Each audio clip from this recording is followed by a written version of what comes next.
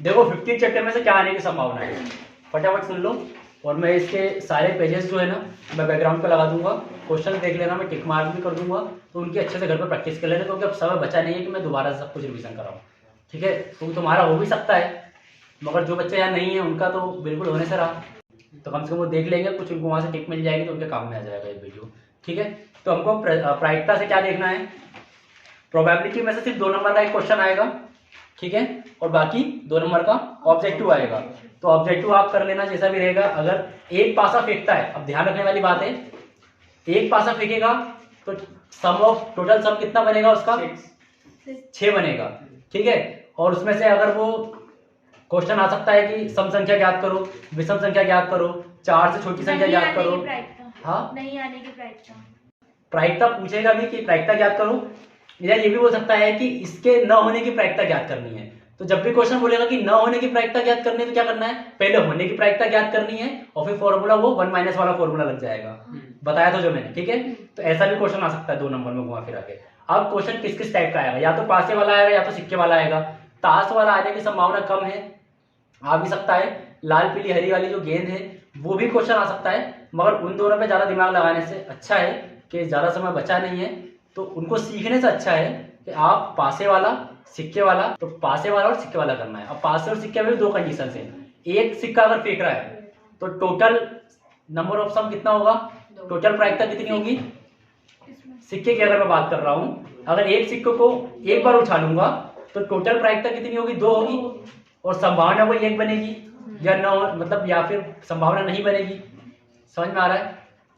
अब अगर वही सिक्के 2 हैं, 2 सिक्कों को उछाला जा रहा है, तो टोटल संभावना कितनी बनेगी, 4 बनेगी। कैसे बनेगी मैंने बता दिया, head head tail tail head tail और टेल हेड। समझ में आ गया। और जो पूछा गया है वो उसकी अनुकूल संख्या बन जाएगी।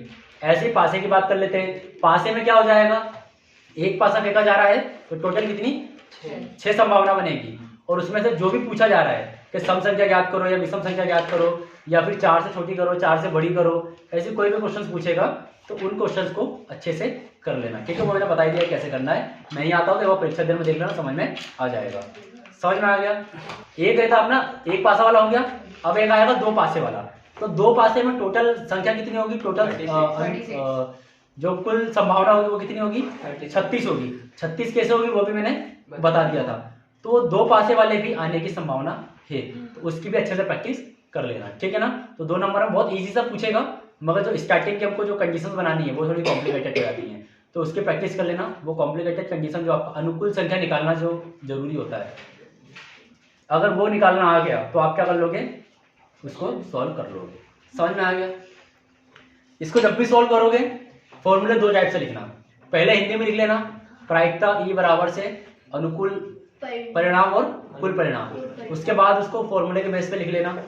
समझ में आ गया ना। फॉर्मूले के बेस पे P of E is equal to N of A upon में N ऑफ S। उसके बाद जो N ऑफ A की वैल्यू वो रख देना, N ऑफ S की वैल्यू वो रख देना, काट पीट के आंसर ले आना।